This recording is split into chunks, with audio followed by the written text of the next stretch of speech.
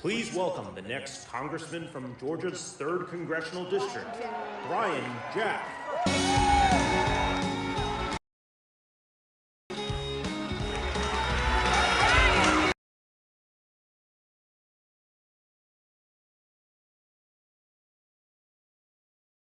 Well, thank you all for turning out in what has to be the biggest political event in Pike County's history today.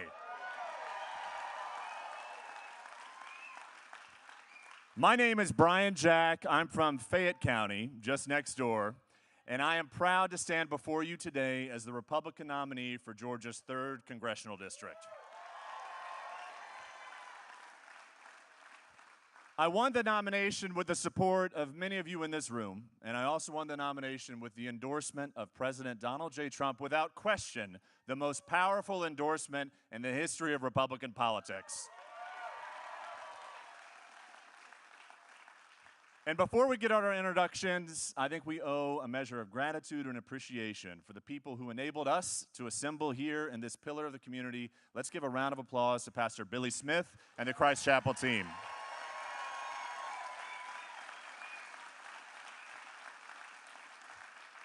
And let's also show our support for the numerous county and municipal elected officials, the community leaders, and our brave law enforcement who are keeping us safe here today. Thank you all very much.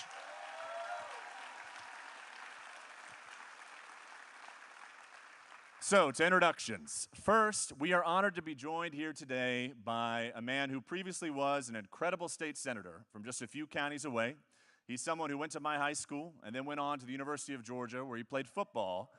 And at Georgia, he was the co-captain of the 2002 SEC championship-winning Georgia Bulldogs. And he today serves as the 13th Lieutenant Governor of our great state. Let's welcome to the stage Lieutenant Governor Burt Jones.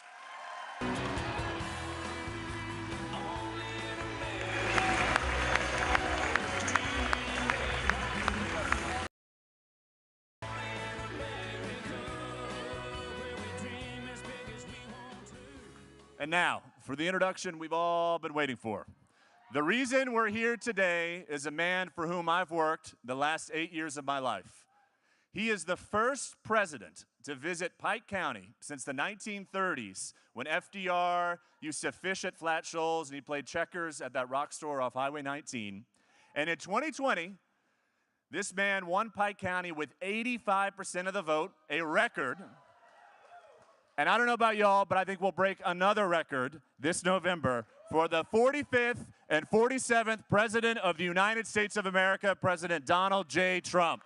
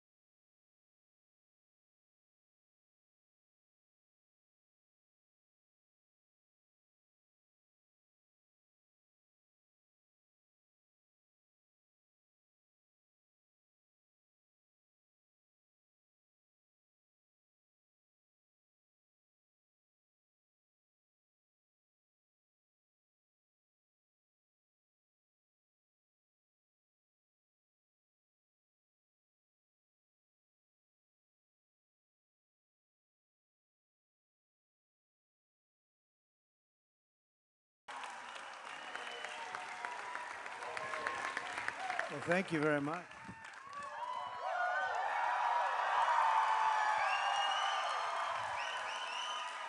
You know, he's been my friend for a long time. I didn't know he was such a good football player. That's a good player. That's a real team in the championship. See, you learn every day. You learn something about people. It was for NIL. It was for NIL, Mr. President. It's not bad. Yeah, not bad. It's not bad. But, well, welcome to Zebulon, Georgia, Mr. President. Thank you. What a beautiful place. Thank you very much. Thank you, Burt.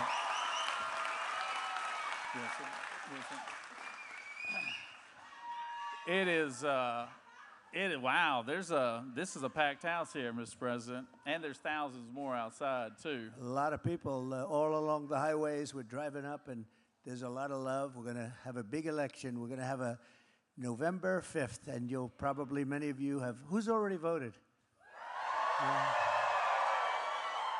It's going to be a big one. I think it's the most important election in the history of our country. I really believe that. I think most of the people here do, too. And we don't say that lightly, but it's a big one. We have some people that are not doing a good job. They're not doing a good job for our country. So thank you all for being here. It's a great honor. Thank you. Absolutely, absolutely. It is a huge honor to have you here in Middle Georgia, Mr. President, and I know you have a big event tonight in Duluth, Georgia. Obviously, Georgia is going to play a pivotal role. Right. I was on an interview earlier this morning, and they were asking me about the closing in next 12 days, next right. 12 to 13 days, and I told them that while your opponent is doing programs like The View and Howard Stern to try to close out the event. And taking vacations. She took off yesterday. Who takes off when you have 13, 14 days for the press? She took off. She needed to rest. She needed to rest. You have chosen to close out the deal by going around the country and speaking to religious leaders, talking in places of worship, like here in Zebulon, Georgia. And we have a saying here in our state that people who show up for church on Sundays go to the polls on Tuesdays, and I think that's true all over. So I talk about a little bit about the event you had yesterday in Miami with the Latino pastors and all of that. Well, they did. We had a tremendous thing at Doral in Miami.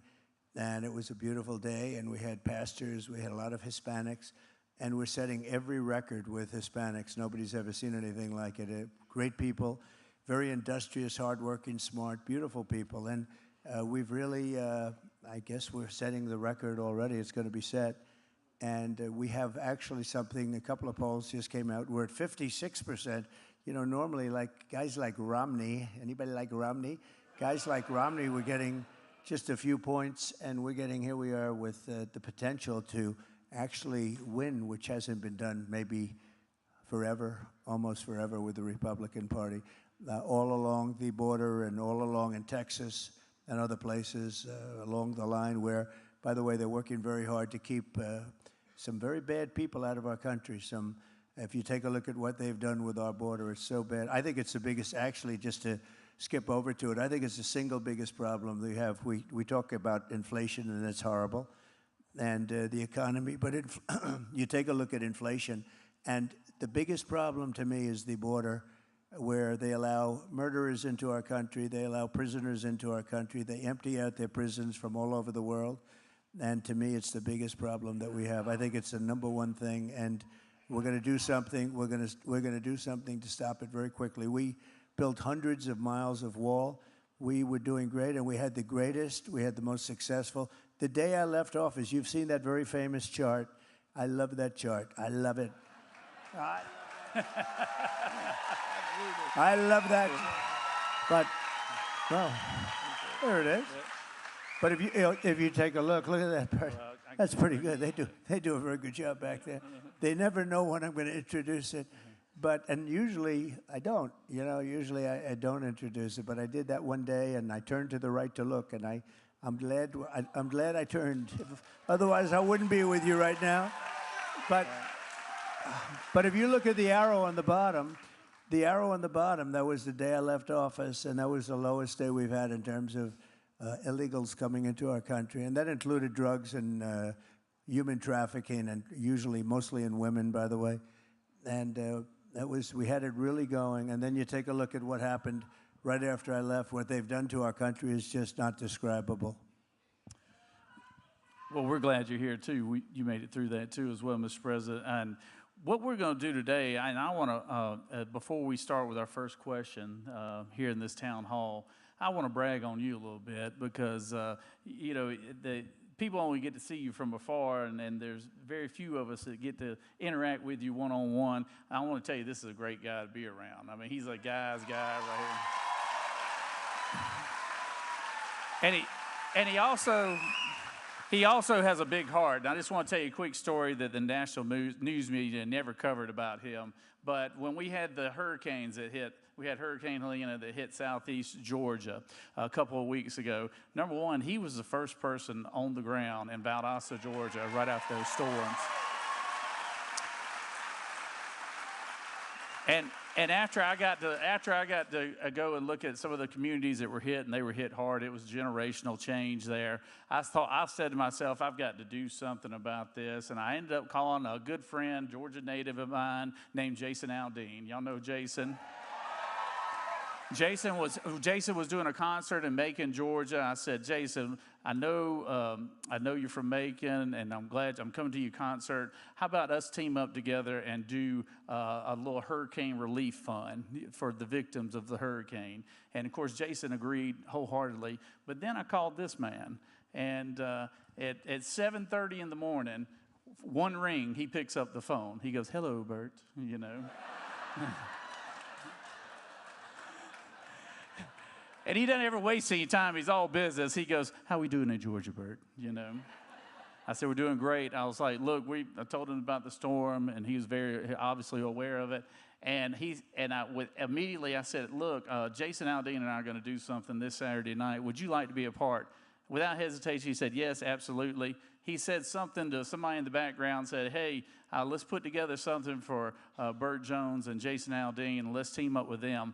And I want to tell you something. They started a GoFundMe page on Tuesday. By Saturday of that same week, because of him, we had raised $7 million for the victims of the hurricane fund.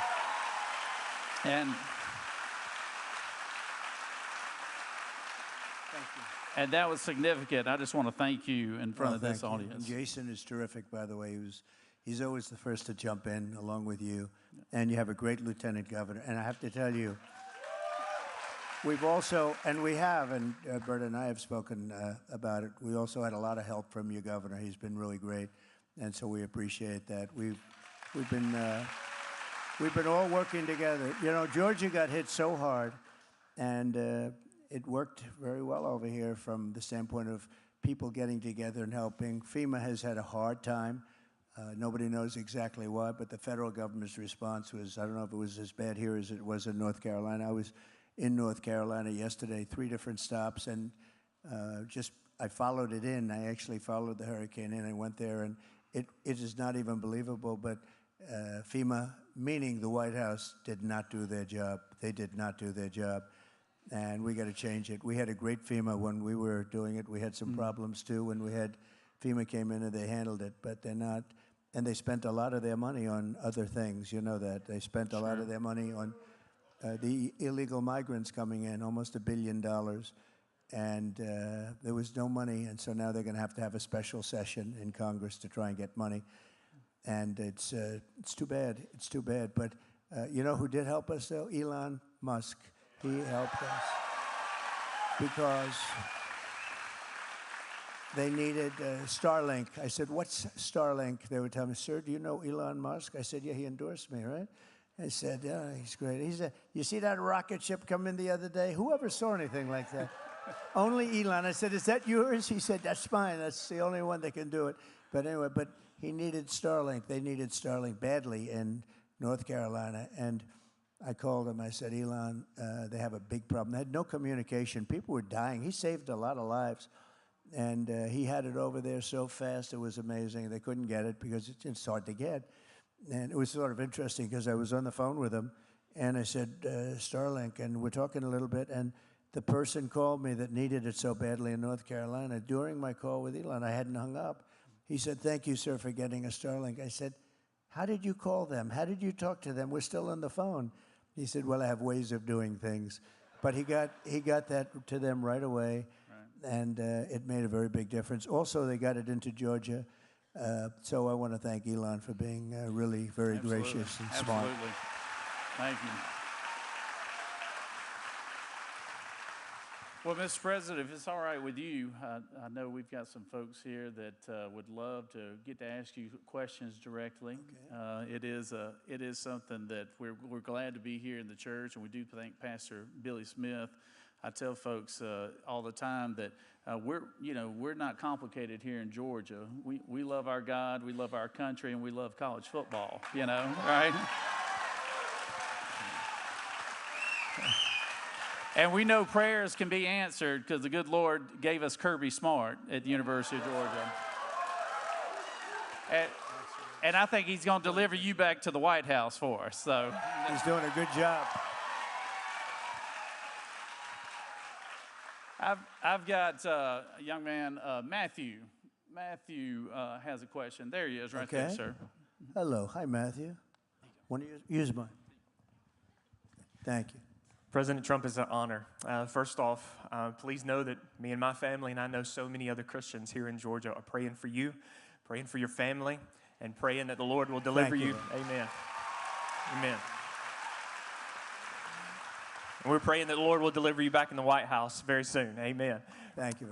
Just recently, a study came out from Arizona Christian University showing that 32 million Christian Americans will not be going to the polls to vote this year.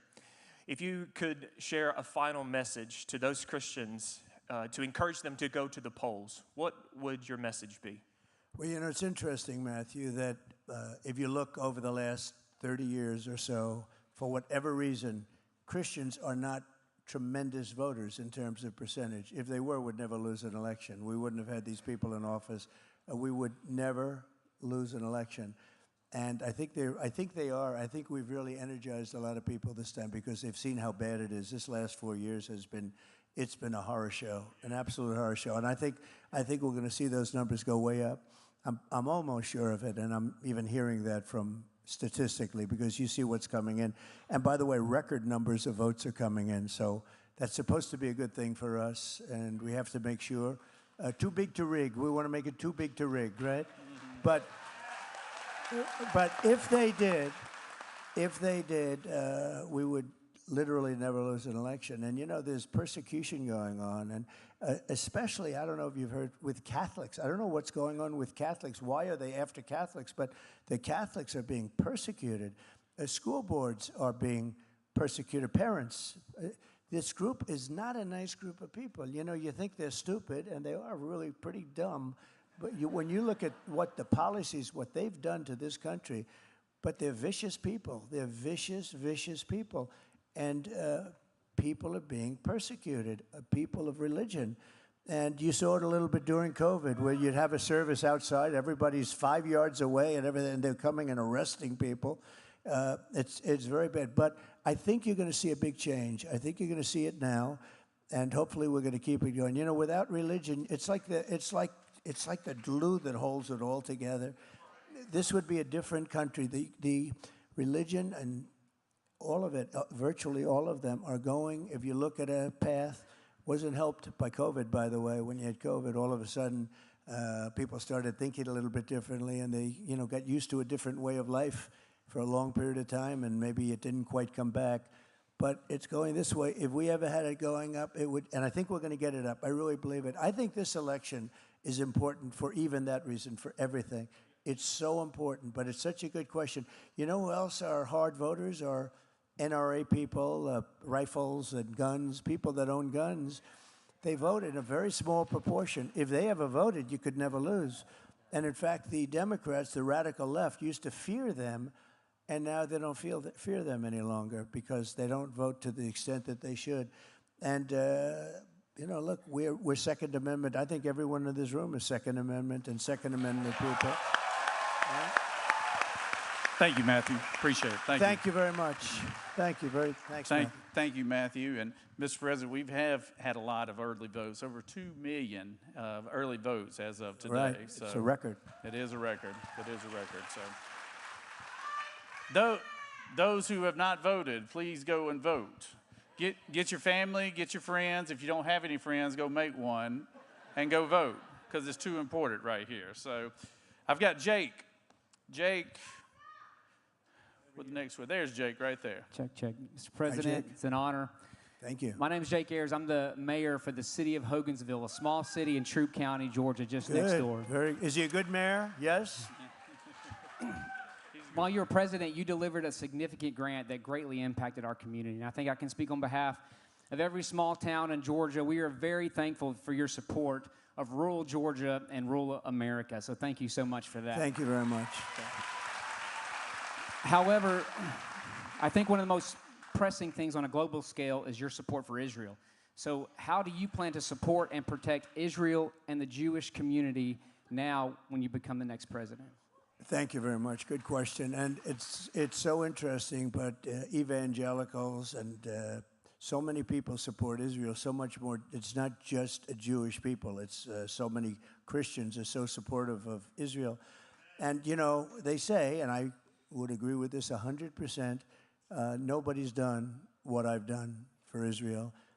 We, as you know, Jerusalem is the capital of Israel. We even built the embassy. By moving the embassy, that became somewhat automatic. Golan Heights gave them jurisdiction, and we gave Golan Heights, which was a big thing. We did the Abraham Accords, which was a very, very big thing. They were trying to get it for 72 years or something, and I got it for them. We've done a lot, and the single biggest thing I did was, you want to know, is get out of the Iran nuclear deal. The Iran nuclear deal was a disaster.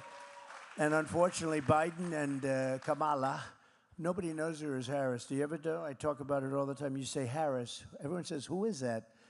The vice president. Can you believe she's the vice president? She came in last. He picked her. She came in last, and now she's running. You know, think of it just for a second, Mr. Mayor, because I'm going to get right back to Israel, because there was one other thing, and that was the Abraham Accords. That was one of the most incredible things of all. We would have had peace in the Middle East, and we still will. We'll fill that out. We'll get them all in. We have the 4, but we'll fill it out. But if you look at what's happened and what's happening with our country and what's happening, a lack of respect for the two of them, we can't have that any longer. We have to be respected. Think of it. We were energy independent 4 years ago. We had, I saw the new number, $1.84 a gallon gasoline, and now you have 3.5 and 4. And you had 5 for a while, and you had 6 and 7 even for a while. But a lot of things. So we're going to take care of Israel. We work with Israel. They say that in Israel, I could maybe run, if things didn't work out here, you could run for Prime Minister of Israel, and I'd get 97% of the vote. So, and of course I kid, because you know what happens when you do the little sarcasm and the kidding, they go, well, he said he's running for, you know. That's the fake news doing that. And that's a lot of fake news you have back there. That's very impressive. That's very impressive. So we're going to do a lot for Israel, and we're behind them. And the big thing, we want to have peace in the Middle East. We want to have Russia stop with Ukraine. We're going to get that done. That was another thing would have never happened. You wouldn't have had inflation. You wouldn't have had Russia attacking Ukraine. You wouldn't have had October 7th, which was Israel. And the horrible, most embarrassing moment in the history of our country was Afghanistan. The way, not that they pulled out, we were ready to pull, the way they pulled out it was so bad. They moved the military out first. No, you moved the military out last. I think it was one of the most embarrassing. I think that's why actually Putin went into Ukraine. But we're going to take care of Israel, and they know that. Bibi called me yesterday, called me the day before. We have a very good relationship. And I have to say they've done. Fortunately, they didn't listen to Biden, because if they listened to Biden, they'd right now be waiting for a bomb to drop on them. And they did their own work. They did not listen. They couldn't listen because what he was asking. In fact, just the other day, they said to him, are you okay with what they're doing? Well, I don't want them to attack the nuclear, and I don't want them to attack the oil. I said, really? That's sort of the opposite. If you go and take the exact opposite for 40 years of Biden's foreign policy, you would be one of the greatest. Just take the opposite, you'd be one of the greatest in the history of foreign policy. So we're gonna work with them very closely. We're gonna work with all nations. We're not gonna have World War III. We're closer to World War III right now than we have been ever, maybe, ever. And that will be a war like no other because the power of the weaponry, nuclear weapons, the power it's indescribable, and you don't even want to think about it. And it's mentioned all the time. You know, I never mention nuclear. I never we rebuilt our military. We rebuilt the military. We had to give, these people gave a lot of military to Afghanistan, if you can believe it. They have parades to show it. And those are very embarrassing moments for our country. But we're going to take good care of, frankly, we're going to take care of everything. We're going to straighten out the world a little bit.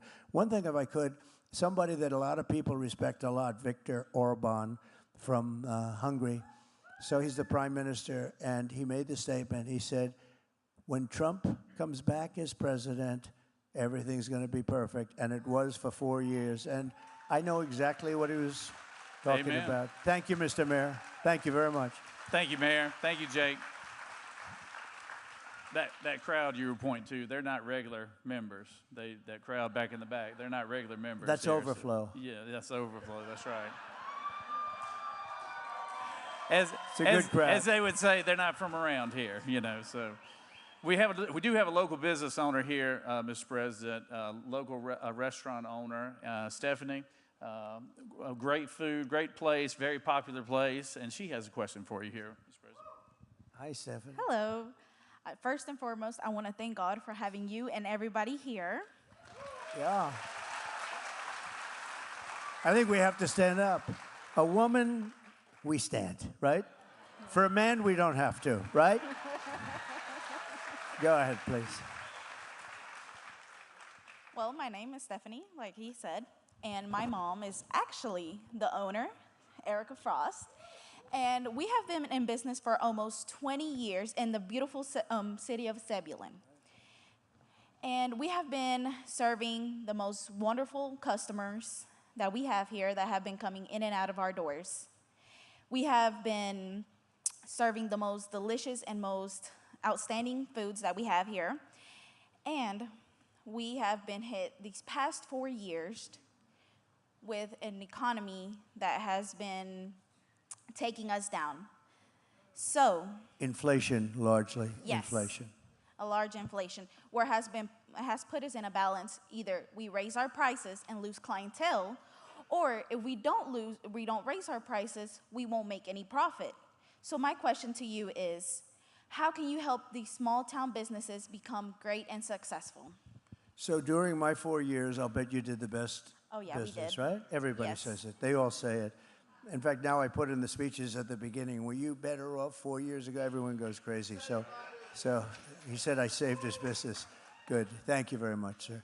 So we have to understand that inflation was, in my opinion, the worst maybe ever in our country. They say 48 years, I say ever. And a lot of it was groceries and food and things like that. You know, you hear the word groceries, you say, really? But I get more complaints about groceries, everything from hot dogs to bacon and eggs and everything. So what we're doing is, and what they've done is they screwed up our energy. We had energy that was at record lows. It was abundant. The oil companies were making money, but you were driving cars. I just mentioned $1.84 a gallon, and that's way up. That's double. Everything is double. Everything's double, triple, quadruple. Interest rates were 2%, now they're at 10%, and you can't get the money. We're going to drill, baby, drill, and that's going to bring everything down, okay?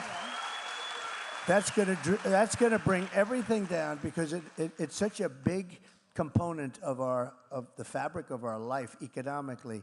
Oil and gas, we're going to drill, we're going to bring, and a pledge that I'm making now, and we've done this a little bit over the last month or so, we are going to bring energy down by 50%, 50% within 12 months from January 20th. That is going to bring everything else down because it's not just, you know, the damage has been done. They say, well, we're trying to bring it down right now. These people don't have a clue. The damage is done. We have to get the prices down. And that's going to bring other things down with it. We're also going to get the interest rates down because interest is far too high right now. Yes. So we're going to get interest. But we're going to get the oil. We have more than anybody. I call it liquid gold. We have more liquid gold than any other nation in the world, including Saudi Arabia, including Russia. No matter where you go, we have more. We're going to use it. You know where we're getting a lot from? Venezuela. Why are we doing that? And it's not good stuff either. We call it the Venezuelan tar. So we're going to get your energy costs down. That's going to bring everything in. You're going to make so much money. I really hope so. I hope with your help, you'll Good. bring El Mariachi back up how it used to be. Thank you, darling. Before 4 years ago. Good job. Thank you very much. Good job, Good Stephanie. job. Where's Stephanie's mother? Where's Mom? Where's Mom? Where is she? Just stand up and wave to everybody. There. It's a very Hello, popular Mom. restaurant. Good job you did, Mom. Very popular restaurant. Good job, Mom. It's just common sense what you're talking about, Mr. President. The energy drives everything, and it's been driving inflation. And there's not a person in this room that's not taking home less money than what they were 4 years ago when you were president. Well, the energy is such a big factor, and when they did that, all of a sudden the energy is going up, up, up, and it was obvious that everything else is going to follow, but it's going to follow it. It's going to follow it down too. We have so much, and we don't use it properly. You know, they started, as you know, they were going to end it all. And they got into a bind. That's what happened, and then they let it go back to the Trump. But if we were, that was 4 years ago, we would be 3 to 4 times more energy, would be selling to Asia, would be reducing debt right now. We have $35 trillion in debt.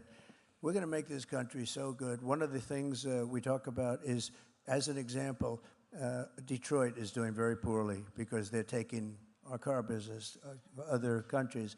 We're going to solve that very quickly, but one of the things we're doing is interest deductions on when you borrow money to buy a car, you get a deduction on it, and that's great. But you only get the deduction if it's built in America. The car has to be built in America. Amen. Amen.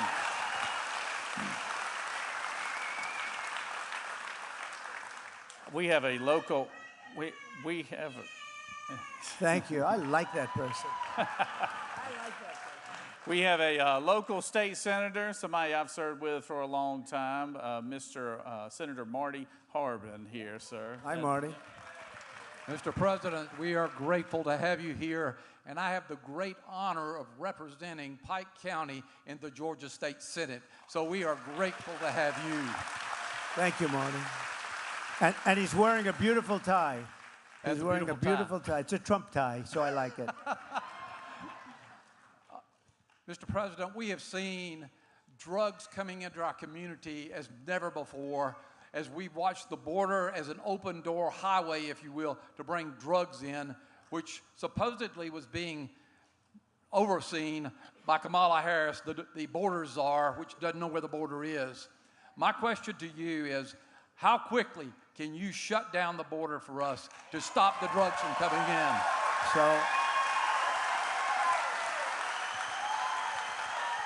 So Marty, it's going to be the first order. It'll be done in the first hour of the first day. And you know, as I said, we had the safest border in the recorded history of our country. You saw the chart. That was a Border Patrol chart. We had the safest border. We had it going so well. All they had to do is leave it the way it was. We had remain in Mexico. You couldn't come in. We had all catch and release in Mexico, not in this country.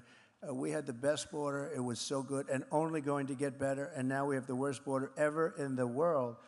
In 2016, we had a bad border, and I solved the problem pretty quickly, and it was no longer an issue in 2020. And then in 2020, we ran, and as you know, we got millions more votes than we did in 2016. So you'll explain that one. That's why we have to get a lot of votes. We got to get a lot of votes. But we made the border really good, and now we're going to have to do it again. The difference is this border is 10 times, 15 times worse than it was in 2016, as you know.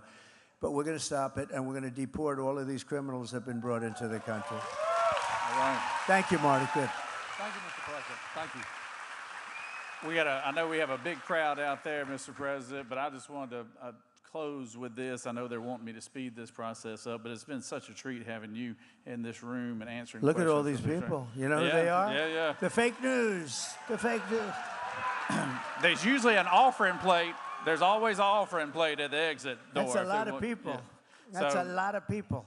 But, Mr. President, I'll just say to close with this. You have probably been one of the most vilified individuals in American history. They've tried to assassinate you twice. They've shot you one time. They have they've absolutely vilified you in the media. They've gone at you for almost a decade now, but particularly in the last 3 years, not just every other day, but every hour on the day. How do you lean into your faith and your family to deal with this? Because I don't think anybody else could handle it the way you have for the past decade. Well, I say this, faith, when you have faith, when you believe in God, it's a big advantage over people that don't have that. It's a big advantage. And when you have a great family, my son Eric is with us, that he's been great, but we have such a great family and such a strong backing. And Melania, our First Lady, has been great. She's got the #1 best-selling book. Can you believe Melania? So go buy the book. But I will say this. I've been investigated more than any human being, I suspect, in the history of our country, more than Alphonse Capone. Did anyone ever hear of Alphonse? Al Capone was the gangster of all gangsters, Scarface, commonly known as. I've been investigated more than Scarface. My father's looking down from heaven. I think my father's in heaven. I know my mother's in heaven, but my father was great. He was a strong guy, but a great guy, but a strong guy. But you know, I have been, and it makes you stronger. And the fact that I had such backing from the public, these scoundrels came after me at a level that it's called election interference. It's called the weaponization of the FBI, the DOJ. They were all coming. And we're going to get things turned around in this country because it's so bad. They don't do that except in third world countries. Nobody thought it was even possible. Nobody thought it was even possible. They used to talk about it before all this stuff happened. And they say, well, it'll never happen because it's never happened before. And think of the scoundrels that are in office right now. It didn't happen to them.